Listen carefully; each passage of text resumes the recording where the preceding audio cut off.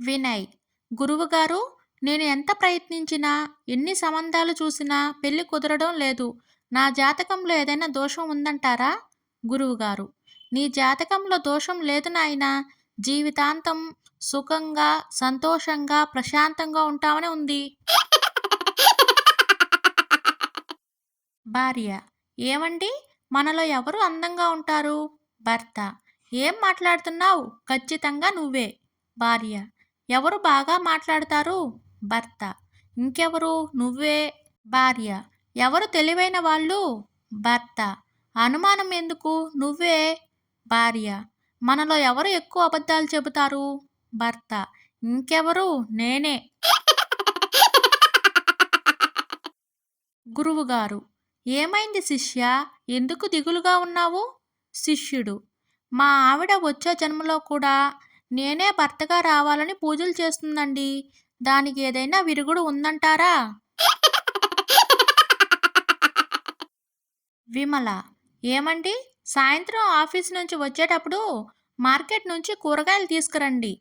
అలాగే ప్రియా మిమ్మల్ని అడిగినట్లు చెప్పమంది. విజయ్. సరే కాని ఇంతకీ ప్రియా ఎవరు? విమల. హ హ హ. ప్రియా లేదు గియా లేదు. మీరు మెసేజ్ చదివారో లేదో అని చిన్న టెస్ట్ చేశా. విజయ్.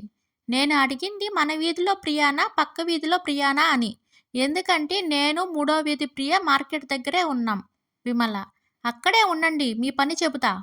అరగంట తర్వాత. విమల.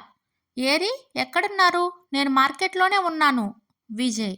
నేను ఆఫీస్లోనే ఉన్నా. ప్రియ ఎవరో నాకు తెలియదు కానీ ఎలాగో వచ్చావు కదా, నీకు కావాల్సినవి కొనుక్కొని వెళ్ళు. రాము వాళ్ళ ఇంటికి అనుకోకుండా ఫ్రెండ్స్ వచ్చారు.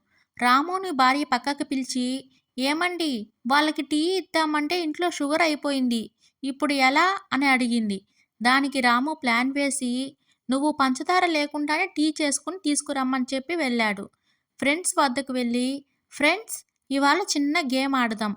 ఇప్పుడు మా ఆవిడ టీ తెస్తుంది. అందులో ఒక కప్పులో పంచదార లేదు. అది ఎవరికొస్తే వాళ్ళే సాయంత్రం హోటల్కి తీసుకెళ్ళి గ్రాండ్గా పార్టీ ఇవ్వాలి అన్నాడు. అంతే. అందరిది ఒకే మాట.